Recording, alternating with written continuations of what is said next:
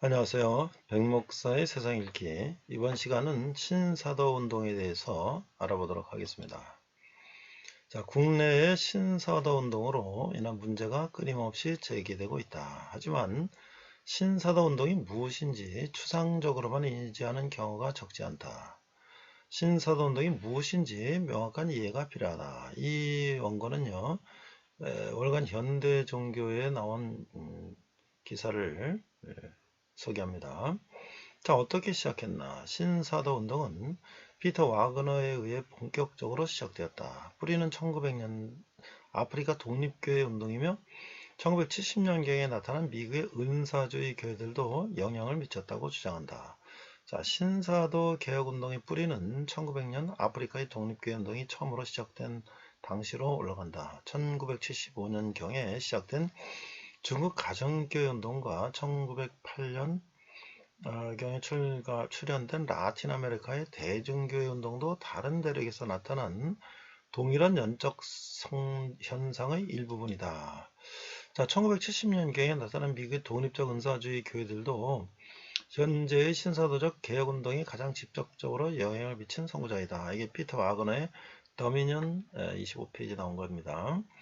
피터 와그너는 1970년대에는 거대한 기도운동이 시작되었고 1980년대에는 선지자의 은사와 직임을 인정하고 확증하기 시작했다고 전하며 국제사도연합 ICA International Coalition of Apostoles라는 단체에 정식 사도가 약 500명이 있다고 말한다. 1990년대에는 사도들을 표면에 부각시켰는데 중보기 지도자를 통해서 보이자는 세계의 통로를 깨끗게 하고 기름 부음 받은 선자들이 하나님의 메시지를 받으며 사도들이 올바른 판단과 해석과 수행하는 지도력을 발휘한다는 것이다. 제2의 사도 시대에 들어갈 단계가 준비됐다고 밝힌다. 또 현대의 사도와 선지자에 대한 계시는 그보다 더 오랜 옛날인 1830년대 영국의 에드워드 어빙에게까지 소급된다고 봤다. 이에 신사도 운동의 정치와 비판에서는 다음과 같이 비판한다. 1830년대의 어빙 파남, 1900년경 아프리카 독립교회, 남미의 풀뿌리 운동은 그들의 지도자를 사도라고 불렀으며 기적과 표적을 강조하는 신비주의적인 성향을 갖고 있었다. 그럼에도 불구하고 피터 와그너의 주장과 같이 그러한 단체들을 신사도 운동의 직접적인 유래나 뿌리라고 볼 수 없을 것 같다.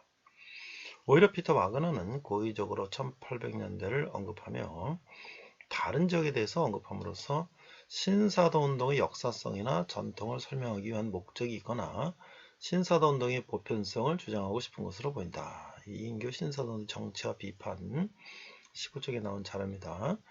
이처럼 신사도 운동의 뿌리에 대해서는 어떤 조직이 아닌 하나의 흐름이고 운동인 점에서 시기에 대한 논란이 있을 수 있으나 본격적인 신사도 운동의 시작은 2001년부터 새로운 사도가 시작됐다는 것과 사도의회를 구성하고 임명해 나가고 있다는 점에는 이견이 없다. 자, 무엇을 주장하나? 신사도 운동 말 그대로 지금 시대에 사도의 직책이 있다는 주장이다. 좀 더 정확하게는 신사도적 개혁운동, The New Apostolic Reformation이라는 용어를 사용한다. 자, 초대교회에 있던 사도의 직분이 있었던 것처럼 2001년경부터 제2의 사도 시대를 맞이한다는 것이다. 피터 와그너는 다음과 같이 사도의 정의를 내린다. 사도란 성령이 교회들에게 하시는 말씀을 듣고 하나님 나라의 확장을 위하여 적절하게 이를 기획함으로써 주어진 사회의 영역에서 교회의 기반이 되는 행정체계 확립을 위한 권위를 가지고 하나님에 의해 보내심을 받은 자이며 은사가 주어진 훈련되고 위임된 기독교 지도자이다. 이 피터 와그너 아미니언 34쪽에 나온 얘기입니다. 그러면서 사도라면 같이 할 부분을 언급하는데 사도들에게는 영적 은사가 있고 사도들은 분명한 과업 혹은 부르심이 있고 사도들은 뛰어난 성품의 소유자고 사도들에게는 따르는 자들이 있다. 사도들은 비전이 있다고 전한다. 또 선지자와 사도의 관계에 대해서 선지자는 사도에게 복종한다. 하나님은 선지자에게 말씀하신다. 선지자는 사도에게 말한다. 사도는 판단하고 평가하고 전략을 짜고 실행한다며 피터 와그너는 사도의 역할을 제시한다. 자, 피터 와그너는 자신의 책 사도와 선지자에서 사도의 종류에 대해 언급한다. 많은 수의 교회 또는 선교단체들로 구성된 네트워크를 주도하는 수직적인 사도, 다른 사도들에 대한 권위를 가지는 수평적인 사도, 여기서 호라이전틀 아파슬 이 다 수직적인 버티컬과 또 사도 중 다른 은사와 직입 있는 하이픈으로 연결된 사도를 소개하면서 피터 와그너는 성도의 수가 700, 800명이 넘도록 역동적으로 성장하고 있는 교회의 목사들은 아마도 대부분 목사 사도 혹은 사도 목사의 직임을 가진 이들로 받아들 것이라는 가설을 세웠다고 말해 사도에 대한 범위를 넓게 보고 있다. 마지막으로 교회라는 경계 영역에서 사역하는 앞의 세 사도와 달리 교회 바깥에서 사역하는 일터의 사도가 있다. 피터 와그너는 재정, 기술, 제약, 산업, 교육, 군사, 정부, 법, 매체, 사업, 교통, 핵물량, 농업 및 사회를 구성하는 수백 가지 각 영역마다 사도들이 있다고 믿는다고 전한다. 피터 와그너는 신사도운동 초기 교회 내 집중되었던 사역에서 점점 영역이 넓어져 사회 변혁에 관심을 갖기 시작했다. 사회 변혁을 위한 두 기둥이 필요하고 7개의 산, 세븐 마운틴 을 정복하지 않으면 사회 변혁을 할 수 없다고 전한다. 사회 변혁을 지탱한 두 개의 기둥은 일터교회, The Church of the Workplace와 부의 이동이다. 사회 변혁을 위해서는 7가지 문화의 틀이 동시적으로 변화되어야 하는데 이것을 7개의 산이라고 부르며 종교, 가족, 비즈니스, 예술, 매스컴과 연애, 정부, 교육이다. 이 부분에 대한 중요성은 신사도주의 운동의 정신을 기초로 교육하는 캠퍼스인 와그너 리더십 인스티튜트 WRI에서도 볼 수 있다. 수강 과정에는 예언학파, 지역파, 축사학과, 영적 전투학과 등과 함께 세븐 마운틴 학과도 있다. 7산에 대한 간략한 소개와 더불어 7산의 영역에서 실질적인 영향력을 행사할 수 있는 원리, 지혜와 전략을 훈련하게 될 것이라고 소개한다. 또 피터 와그너는 가난의 영을 떼어내고 번영의 영을 초청해야 한다고 말한다. 그에 져서 변화를 위한 지침서 320쪽에서 우리에게 남겨진 도전은 우리의 영적 무기로 가난의 영이라는 강한 자를 결박하여 사람들의 삶과 우리의 사역, 우리의 주변 환경에서 떼어놓은 다음 내가 하나님의 번영의 영이라고 부르는 그것을 초청하여 그 자리를 대신하게 하는 것이다 라고 말한다. 부의 거단 이동에 대해서 그쳐서 더면에서는 하나님 나라의 원칙들을 고수하는 의로운 사람들의 수중에 막대한 양의 재산이 없다면 우리가 원하는 사회 변형은 기대할 수 없을 것이다. 이 기둥의 기초는 가난의 영을 파괴하는 것이다 라고 말한다. 막대한 재산이 있어야만 사회를 변혁할 수가 있다는 것이다. 자, 그런데 이 신사도 운동이 뭐 다 좋은데요. 왜 문제가 되는가? 자, 신사도 운동은 왜 문제가 되고 있는가? 교단에서 참여를 금하라는 결의까지 하면서 성도들에게 주의를 주는 이유는 무엇인가? 첫 번째 문제로 꼽는 것은 사도라는 직분이다. 명칭이 신사도인 것을 알 수 있는 것처럼 현 시대에 새로운 사도가 존재한다는 것이다. 피터 와그너는 그에 져서 도미니언에서 선제의 은사와 직임은 1980년대 확정되기 시작됐고 1990년대에는 교회 내 사도의 은사와 직임이 인정되기 시작했다고 주장한다. 또한 하나님의 목적을 온전하게 이루기 위하여 중보기도자들과 선자들 그리고 사도들은 모두 필요하며 또한 순서적으로 그렇게 되어야 하는 것이다. 따라서 그들이 제자리에 왔을 때 제2의 사도시대에 들어갈 단계가 된 것이다. 라고 기록한다. 대부분 전문가들은 1세기의 사도 직분이 현재 특정인들에게 주어진다는 것은 비성경적이라고 입을 모은다.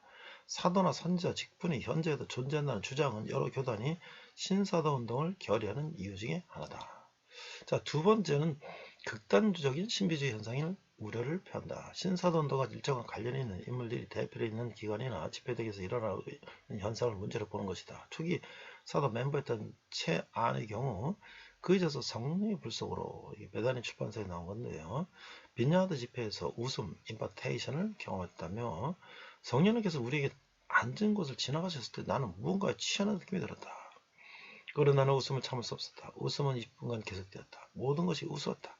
아무도 웃은 얘기를 하지 않았는데도 웃음을 참을 수가 없었다고 고백했다. 직통 계시, 예언, 임파테이션도 지적받는다. 지금 시대 성경 외의 계시가 있다는 주장, 개인의 환상 체험, 예언을 성경보다 중요시하는 모습이다. 임파테이션을 위해 사도에게 안수기도를 받는다.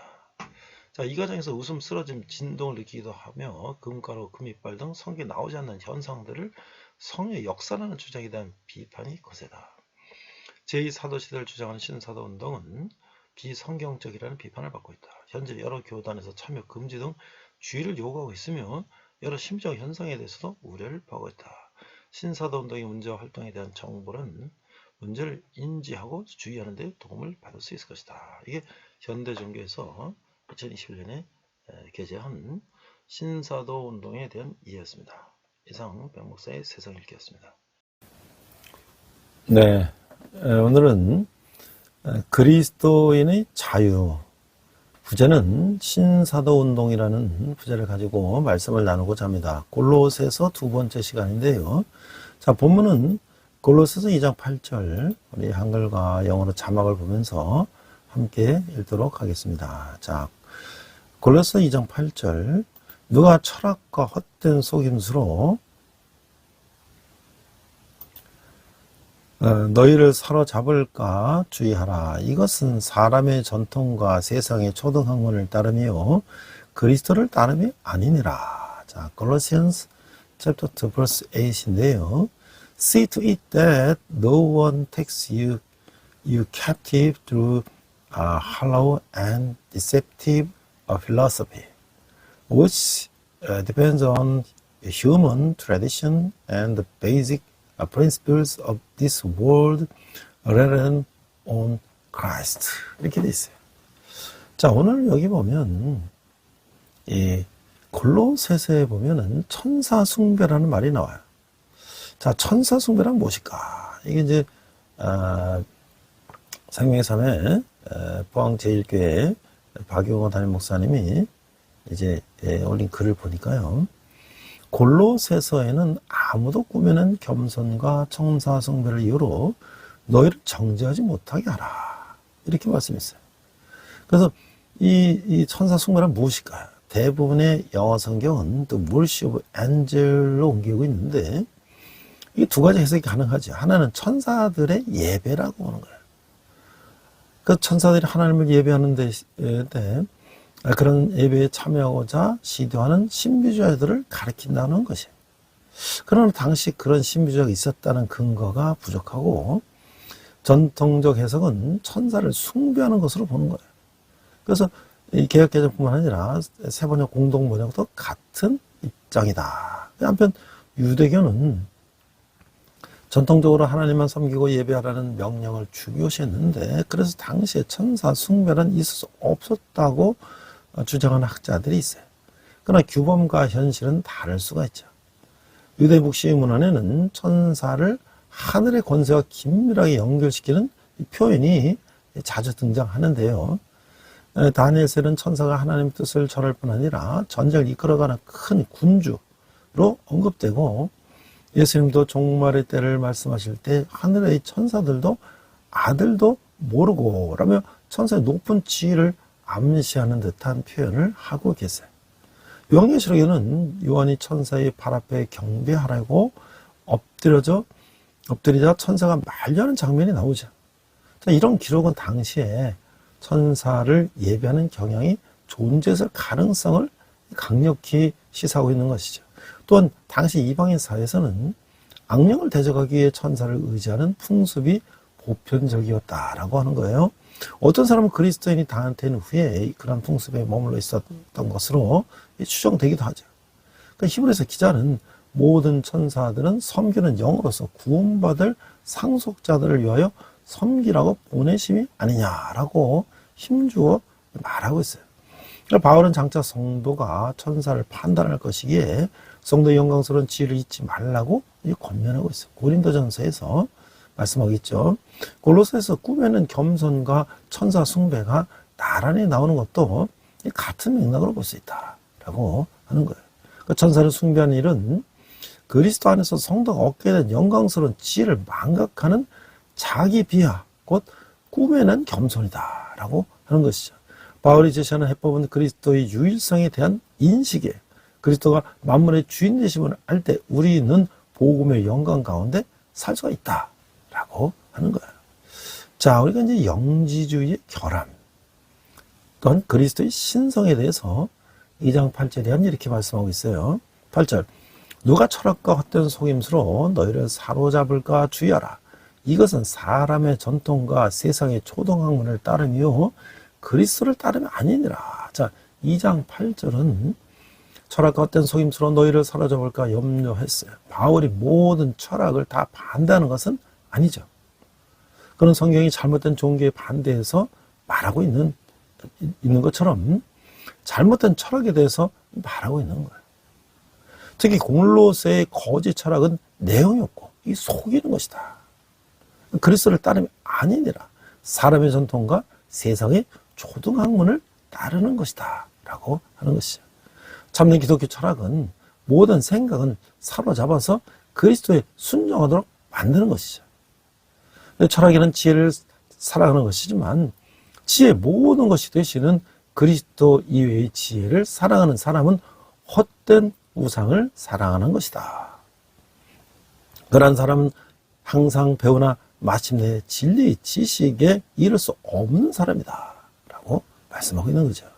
이런 철학은 세상의 초등학문에 기초한 것인데 이 초등학문은 이단을 부추기는 악한 영이며 그리스도께서는 이것들을 깨뜨리고 승리하셨다는 거예요. 이런 철학은 악마적이며 세상적인 것이죠. 결코 기독교적인 것이 아니라고 하는 거예요. 믿는 자들이 조심하지 않으면 이런 철학은 이들을 유혹해서 사로잡는다라고 말씀하고 있는 거죠.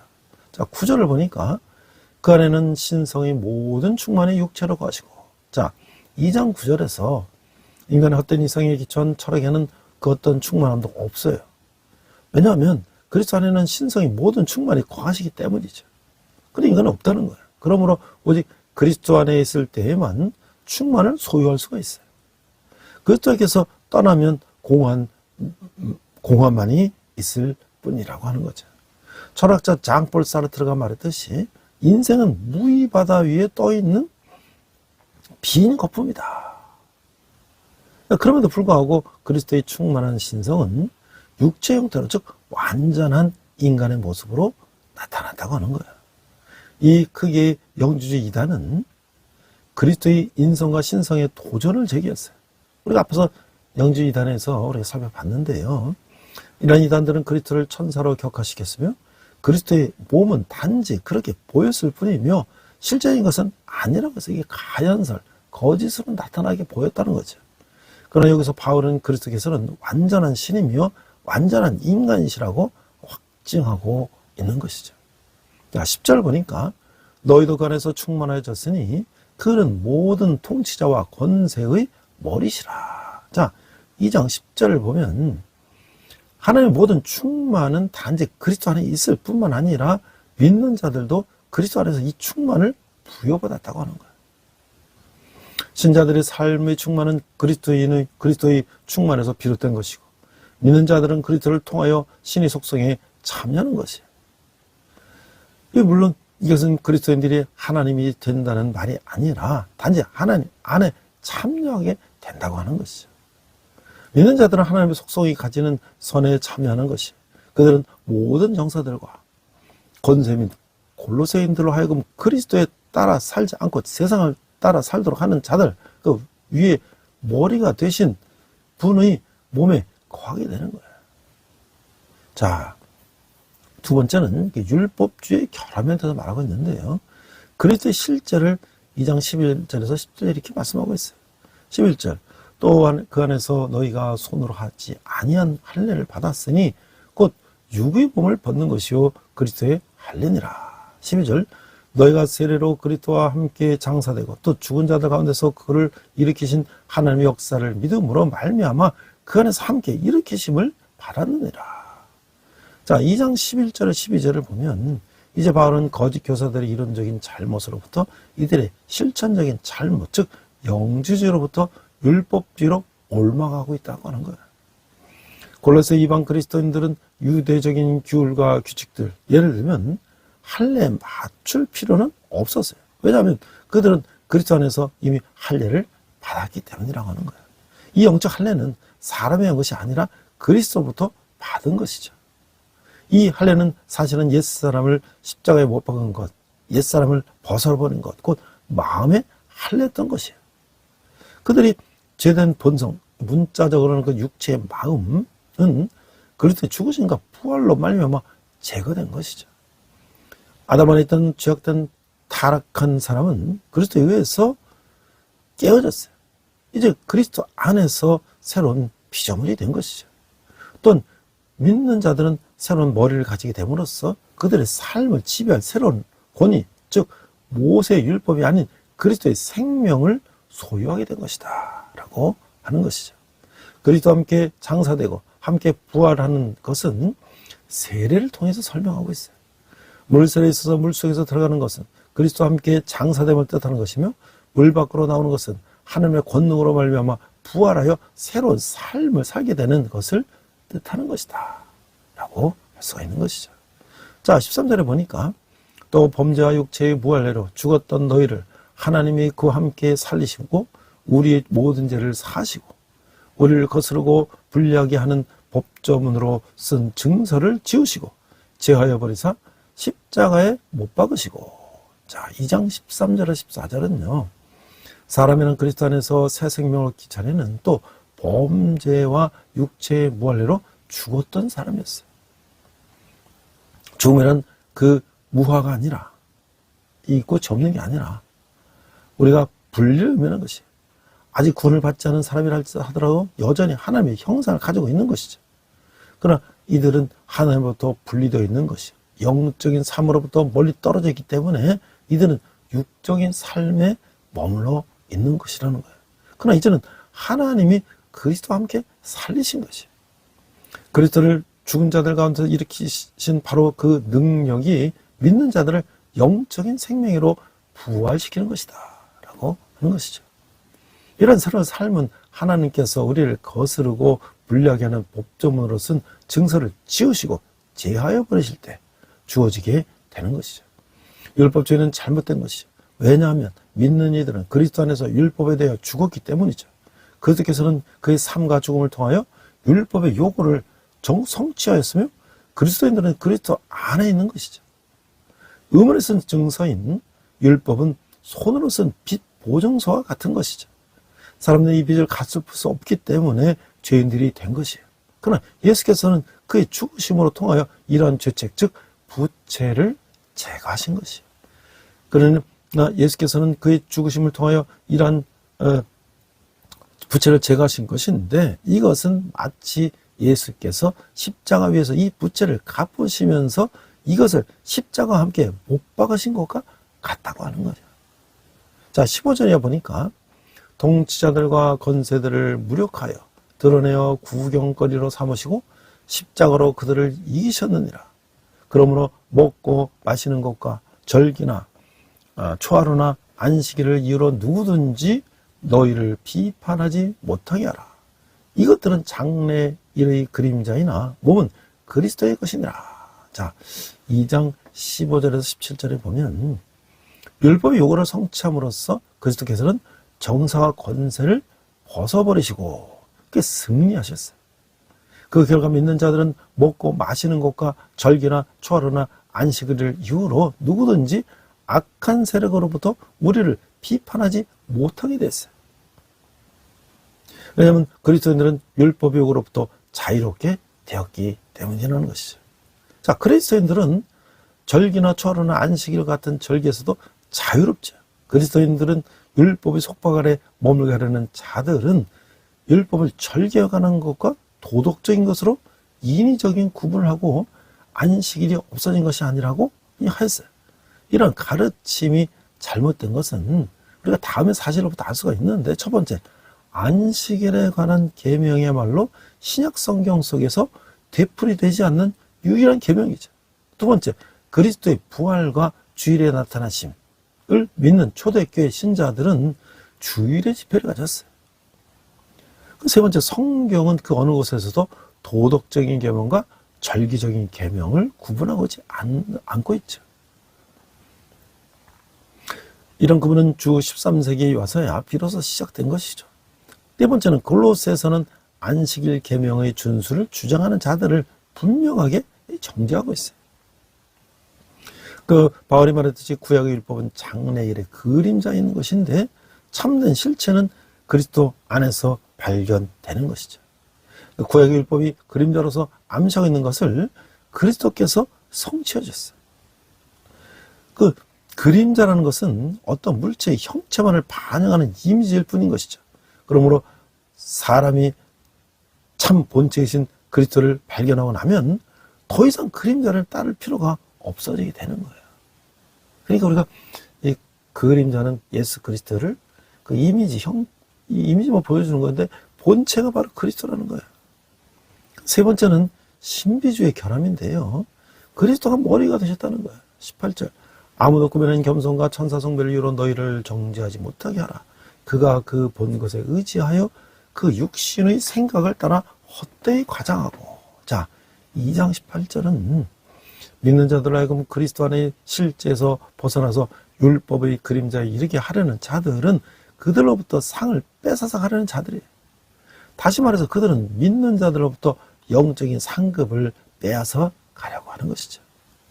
믿는 자들도 하여금 신실한 예배에서 벗어나게 만드는 이단들은 경건의 모양은 있으나 그 전에 있는 경건의 능력은 부인하는 자들로서 거짓된 육체의 마음을 소유하고 있는 것이죠.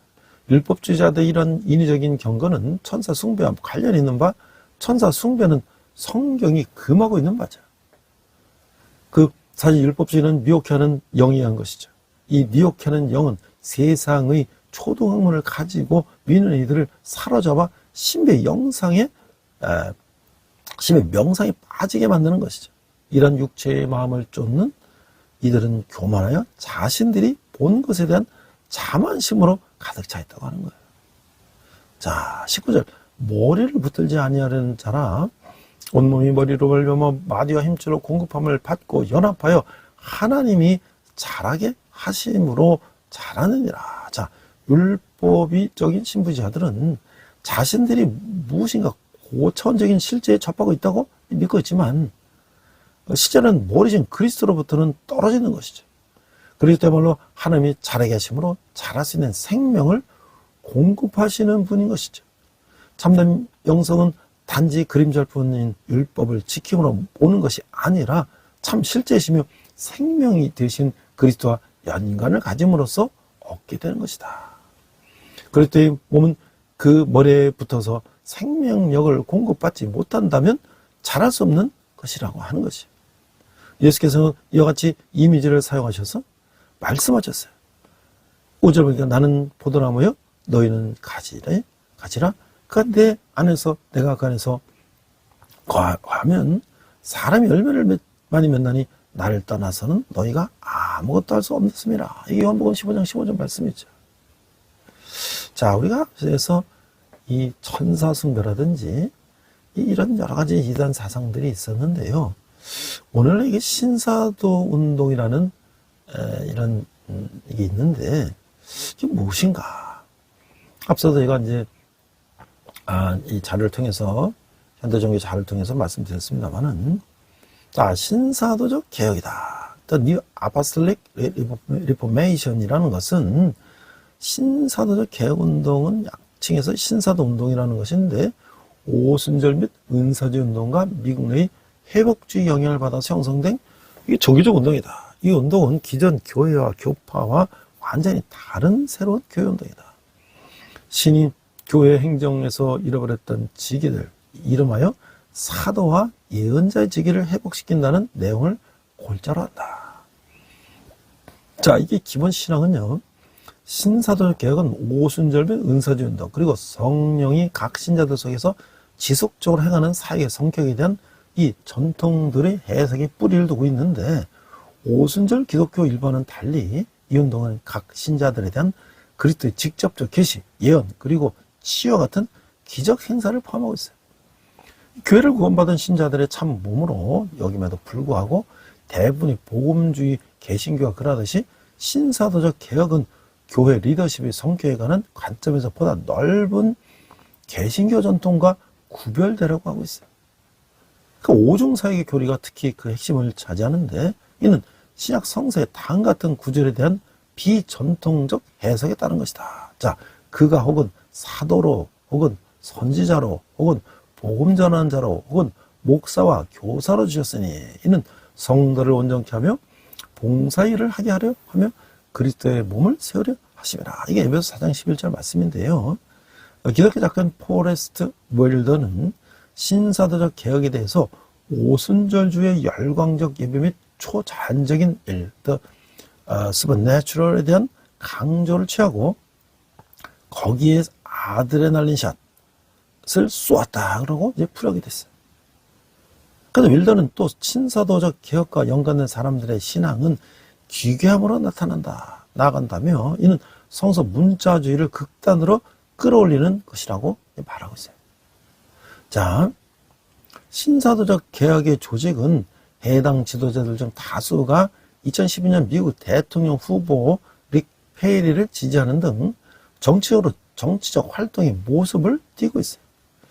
자, 그 역사를 보니까 신사도적 개혁의 역사적 뿌리는 20세기 후반의 미국 은사주의 교회로 거슬러 올라가는데 이 같은 명칭의 초기 사용은 피터 와그너가 언론인들에게 자신을 사실상의 창립자 겸 지도자로 인식하도록 하려고 한 데서 이제 비롯되었다는 거예요. 이 비은사주의 및 오순절 신학 전통에서 이 운동은 적은 주목을 받았는데 와그너는 제2차 사도시대가 2001년에 시작되었다며 이런 예언자와 사도의 잃어버린 지기들이 이 시대에 회복되는 때라고 주장하게 됐다는 거예요. 자, 이 비판을 보니까 신사도운동은 개신교의 기본적 전통인 역사적인 성경 해석과 초대교의 사도 전통, 초기 공교의 시기에 신조들을 수용하지 않고 있어요. 개신교의 다양한 교파들이 있으나 어느 교파도 예수 그리스도를 직접 만난 사도들을 대신할 수 없다고 여기고 있는데 신사도 운동은 사도의 재형성을 주장하며 새로운 기독교의 방향을 제시한다고 주장하고 있어요. 즉 성경과 사도의 전통이 아니라 성경과 자신들이 선출한 사도를 통해서 완전히 다른 기독교를 성성할 것이라고 선언함으로써 더 이상 기독교의 범주에 있지 않겠다는 의미가 된다고 하는 거예요. 그 신사도 운동은 소위 하나님 나라의 현존신학, 킹덤 뉴 디알러지와 연결되었고 보수 기독교 웹사이트인 emailbridge.com의 마르샤 웨스트는 가증스러운 이다라고 부르기도 했어요. 이 제이콥스 및 루 잉글, 샌디 제이콥스 및 루 잉글과 같은 지도자들은 동성애 혐오로 해석되거나 다른 식의 비관용적 발언을 해서 비판을 받아왔는데 제이콥스는 자신의 일본 쓰나미를 예언했으며 이는 일본이 충분히 기독교로 돌아오지 않았기 때문에 일어난 일이라고 주장하는가 하면 또 이를 오바마가 주도한 미국 군대 내 동성애에 관한 법 DAD, Don't Ask, Don't Tell의 폐지와 결부시키기도 했어요.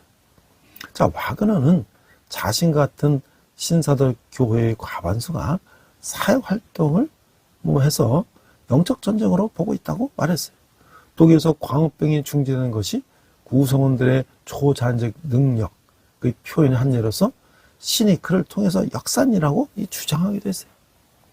자, 네 번째는 예루살렘 성전 재건과 종말론인데 신사운동과 세대주의에서는 예루살렘 성전이 재건되면 그리스도의 재림과 천년왕국이 도래하며 세계의 종말이 온다고 믿었어요. 그 미국에서는 아이합이라고 하는 기도처가 있죠. 대한민국에서는 지방교회 등이 이런 주장을 하고 있어요. 자, 신사도 운동에 빠진 신자들의 특성이 뭐냐면 신사도 운동이 주로 청년 등을 타겟으로 삼기 때문에 청년들이 많이 몰려요. 이들에게 하는 예언은 대동소이한데 대체로 내가 너를 큰 자로 세우겠다. 내가 하는 일을 이루겠다. 이런 식이에요. 이런 말 솔직히 누가 못해서 아무튼 반하는 청년들은 여기에 열광이 빠져든다고 하는 거예요. 신사운동이 모태가 된 미국의 오순절 운동도 20세기 초부터 현실 정치 참여 역사가 긴데 1960년대, 70년대 사회 부조리에 대한 문제의식이 강했던 대학생 출신의 히피들이 예수는 지저스 무브먼트에 열광한 것도 오순절주의와 연관이 있다는 거예요. 2차 대전 이후 급격히 증가한 미국의 출산율을 통해 태어난 베이비 부모 세대들이 히피가 돼서 반체제, 반전과 평화를 내세우며 거리로 나섰지만 결국 사회에 적응하며 이상주의적인 현실 사회 건설에 실패한 데 대한 보상심리와 맥락을 같이 한다는 것을 알 수가 있다라고 하는 거예요. 자, 그래서 현상에 대한 지나친 집중이 있는데요. 이 운동에 나타나는 현상들은 매우 다양한 것을 알려져 있는데 대표적인 몇 가지를 꼽으라면 다음과 같은데 쓰러지고 울부짖고 임파테이션, 신사도 운동의 광신적인 집회를 대표하는 행동들인데 인도자가 성령, 부울 등 특정 단어를 외치면 갑자기 쓰러지는 시기, 쓰러지지 않는 경우 손으로 밀쳐서 억지로 쓰러뜨리는 경우나, 또 심지만 쓰러지지 않는 참가자에게 옆에 있던 동기가 기어다 대고 이 부분에서는 쓰러져야 보기 좋아요 라고 종용해서 초신자의 한국교회에 대한 믿음을 안드로메다로 보내려는 짓을 장애되고 있다. 아니 그냥 초신자에게 질려버리겠다는 거죠. 임파테이션은 자칭 사도가 가지고 있는 영적 능력을 다른 사람에게 손을 대거나 위에 쓰러짐 현상 등을 통해서 전수해 주는 것을 말하는데, 참고로 쓰러짐이나 임파테이션 같은 것들은 기독교 역사상 성령이 기록되고 있던 시기에도 나타난 적이 없는 현상이며, 힌두교의 싹티파가 기독교식으로 이 변형된 것이다 라고 할 수가 있는 거예요. 웃음 터짐, 이건 신사운동이 인도자들이 강연을 했다가 이유 없이 박장대소를 터뜨린다거나 하는 현상인데, 신사운동이 신도가 아닌 사람들에게는 가히 정신병자들의 모임이 아닌가 싶을 정도로 거부감을 준다는 건데, 바로 이게 일종의 집단 히스테리일 수도 있다라고 하는 거예요. 자, 아니면 말고식의 예언인데, 데이비드 오원은 한국전쟁 예언 소동을 들 수가 있는데, 그 예언이 연평도 포격 사태가 나타나 성취되었다고 싶었지만 이내 잠잠해졌던 일이 있어요. 물론 자신들의 말을 듣고 회개하기 때문이라고 말해버리면 할 말이 없는데, 점쟁이들이 써먹는 방법과 크게 다르지 않다는 거예요. 되면 자기 의견에 맞는 거고, 아니면 부정타서 혹은 자기 말을 듣지 않아서라고 둘러낸다는 것과 같은 맥락인데, 판단은 우리가 잘 해야 된다는 것이죠. 지나친 돈 밝힘이 있어요. 영적 도회 같은 것을 들면서 7권역의 세력을 교회가 지배해야 된다. 7권역. 그래서 그것을 이루는 수단 중 하나가 바로 금전이 교회로 흘러들어오게 하는 것인데, 실제로 2006년에 올림픽 공원에서 있었던 신사도 운동의 집회에서 일어난 일에 대해서 기사를 보면, 그 신학 무시 수단을 가리지 않는 교회 성장 모델이 또 있어요. 이들이 한국 개신교에서 인기를 끄는 원인이기도 한데, 교회 성장을 위해서는 어떠한 수단과 방법을 써도 무방하며, 이래서는 이단의 신학이나 주장도 모두 다 받아들여야 한다는 소위 개방신학을 주장하는 거예요. 그런데 이걸 주장한 피터 와그너는 정작 기존 교회의 신학은 잘못되어서 멸망해야 할 것으로 주장하고 있어요. 실제로 피터 와그너나 다른 신사운동의 지도자들은 여의도 순복음교회나 큰 믿음교회, 온누리교회가 자신들의 운동에 동참할 때는 새 포도주라고 지켰었지만, 한국의 주요 교단들이 이단성이 있다고 하고 자신들을 경계하자 종교의 영에 사로잡혔다라고 비난하고 있는 거예요. 자, 이게 얼마나 참 오늘날 어처구니 없는, 특히 젊은 사람들을 깨는 신사도 운동인가. 우리가 정말 깨어 있어야 되겠죠. 자, 이제 성경 속에 우리가 이제 금욕주의 결합이 20장 20절 이하가 있는데, 자, 20절 보니까 너희가 세상의 초동만에서 그리스도와 함께 죽었거든 어찌하여 세상에 사는 것과 같이 규례에 순종하느냐. 곧 붙잡지도 말고 맛보지도 말고 만지도 말라는 것이다. 것이니. 자, 20장 21절, 20절 21절에서 율법주의와 신비주의 부수물이 금욕주의인데, 이것은 거짓된 영적 입장으로서 육체적인 자기 부정을 주장하는 것이, 붙잡지도 말고 맛보지도 말고 만지도 말라, 이런 금지 조항을 붙잡지도 말라는 데서부터 심지어는 만지도 말라는 대로 확대가 됐어요. 이처럼 율법주의가 하와의 육체적 욕망이 담긴 과장된 표현 속에서 나타나고 있는데, 너희는 먹지도 말고 만지도 말라, 너희가 죽을까 하노라, 이렇게 꿰었던 거죠. 그 금욕주의는 죄책감으로부터 우러난 거예요. 그러나 그리스도께서는 자신의 죽음을 통하여 모든 인간의 죄책을 제거하셨어요. 그러나 믿는 이들은 그리스도와 함께 세상의 초동원에 대하여 죽었으므로 더 이상 육체를 따라 율법에 복종할 의무가 없다고 하는 거예요. 그래서 6절에 우리가 알거냐, 우리의 옛사람이 예수와 함께 십자가에 못 박힌 것은 죄의 몸이 죽어 다시는 우리가 죄의 종노릇 하지 아니하람이라 라고 로마서 6장 1절에 말씀하고 있는 거죠. 자, 22절 이어보니까 이 모든 것은 한때 쓰이고는 없어지리라. 사람의 명령과 가르침을 따르느니 이런 것들은 자의적 숭배와 겸손과 몸을 괴롭게 하는 데는 지혜 있는 모양이나 오직 육체 따르는 것을 금하는 데는 조금도 유익이 없느니라. 자, 금욕주의란 사람의 명령과 가르침을 따라 사람이 만든 체계죠. 때는 하나의 법에서 취해온 것도 있어요. 신약 성경 안에서 율법주의로서 계속 주장되는 것은 구약 성경의 할례가 하는 율법이에요. 본래 하나님께서는 유대인들의 믿음의 표로 할례를 명하신 거지만 율법주의자들은 할례를 은혜의 조건으로 생각하고 있어요. 이런 규칙들과 자의적 숭배에 따라서 사는 일은 언뜻 보면 지혜로 보는 것처럼 보이지만 실은 육체에 따르는 것을 금하는 데는 조금도 유익이 없는 것이죠.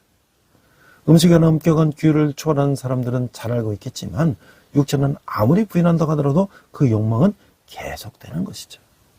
또한 바울이 말했듯이 육체를 소홀히 여긴다고 해서 영원히 부유하게 되는 것은 아니라고 하는 것이죠.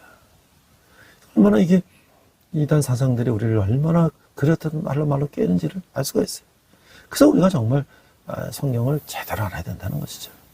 제가 오늘 말하면 $100짜리 슈퍼노트를 가짜 진짜를 구별하기 위해서는 가짜를 아무리 연구해도 소용없어요.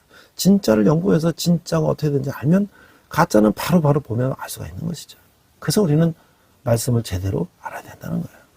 제가 이제 한 학기 동안 신구약 성경을 이제 영화도 보고 또 이 PPT를 설명도 하면서 이제 쭉 강의를 해왔는데요. 내가 마지막 기말 시험에 항상 이 한 학기 배운 소감을 쓰라 그래요. 우리 학생이 이렇게 쓴 학생이 있어요. 처음 이 교양 과목을 들었을 때 무교인 제가 이 강의를 잘 이해할 수 있을까? 과제들을 잘 해낼 수 있을까? 하는 생각이 들었습니다. 과제를 하나하나 해나가면서도 내가 잘 하고 있는 게 맞는지, 혹시나 엉뚱한 내용을 과제로 내고 있는 것은 아닌지 여러 번 확인하고 찾아봤던 것 같습니다. 어릴 적 부모님 따라 교회를 다니고 성경책을 읽은 적이 있었기에 그때는 아무 생각 없이 읽었던 내용들이 과제로 나온 것을 볼 때면 내심 반갑고 새롭게 조사를 하면서 알아가는데 재미를 붙이게 됐습니다. 학과가 경영학과다 보니 경영조직이라는 전공 강의를 들은 적이 있었습니다. 아브라함의 리더십, 야곱의 리더십, 요셉, 모세, 삼손의 리더십을 과제로 조사하면서 경영조직이 배운 내용이 생각나면서 연관지어 보는 것도 흥미로웠습니다. 여태 조사한 인물들의 리더십 모두 비슷하지만 조금씩 다르기도 하고 정말 상반된 느낌을 주기도 했다고 생각합니다. 과제를 하면서 인물들의 리더십을 조사하다 보니 담고 싶은 인물도 있었습니다. 첫 번째 과제로 조사를 했었던 아브라함의 리더십이 제가 생각하는 가장 이상적인 리더이며 담고 싶은 리더라고 생각했습니다. 지위가 높고 능력이 있을수록 자기보다 낮은 사람을 하대하는 것이 대부분의 리더의 모습이라고 생각하였고 그런 모습들이 많이 봐왔습니다. 물론 능력 있고 지위가 높은데 자신보다 낮은 사람을 존중하고 배려하는 행동이 쉽지 않을 것이라는 것은 알고 있습니다. 그 사람의 성품이 어떤지에 따라 그런 것이 가능한지 불가능한지 나뉘게 된다고 생각합니다. 아브라함의 인물에게서 배울 점은 나를 제한 다른 이들을 향한 존중과 배려뿐 아니라 자신이 믿는 힘 또한 배울 점이라고 생각했습니다. 타인을 향한 존중과 배려와 동시에 자신을 믿는 힘과 자신을 믿을 수 있는 힘을 기를 수 있는 능력을 키우고 싶다는 생각을 하게 만드는 인물이었습니다. 얼마 남지 않았지만 사회생활하고 나중에 이야기지만 능력을 기른과 동시에 타인에게서 존중받을 수 있고 나 또한 타인을 믿고 존중하고 배려해주는 믿음스러운 상사가 되어보자는 다짐을 하게 만들어준 인물이라고 생각합니다. 이 강의를 들으며 단순히 성경 인물의 리더십은 성경에 나오는 것들만 배운 것이 아니라 먼 날 내가 어떤 사람이 되고 싶은지도 생각할 수 있도록 다시 한번 생각하고 돌아볼 수 있도록 만들어준 강의 같습니다. 늘 유익한 강의를 올려주셔서 감사했습니다, 교수님. 이렇게 이제 했어요. 우리가 얼마나 제대로 성경 공부를 하고 제대로 성경을 배우는 것이 중요한지를 우리 학생을 통해서 알 수가 있는 것이죠. 이 학생은 무교인데도 한 학기 동안 성경 신구약을 그래 쭉 이렇게 한번 들어보고 영화도 보고 파워포인트 보고 배워보면서 정말 제대로 성경을 알았기 때문에 이제 기독교에 관심을 갖고 자기가 이제 앞으로 더 기독교에서 공부하겠다는 생각을 하는 것이죠. 그러니까 우리가 이단에 빠지지 않기 위해서 무엇이냐? 성경을 제대로 공부해야 된다는 것이죠. 우리 기도하겠습니다. 하나님 아버지 감사합니다. 우리가 이단에 빠지지 않게 하시고 올바른 신앙을 정립하고 계시며 세상 가운데 승리하는 저희들 되게 하여 주시옵소서. 감사드리며 예수님 이름으로 기도했습니다. 아멘.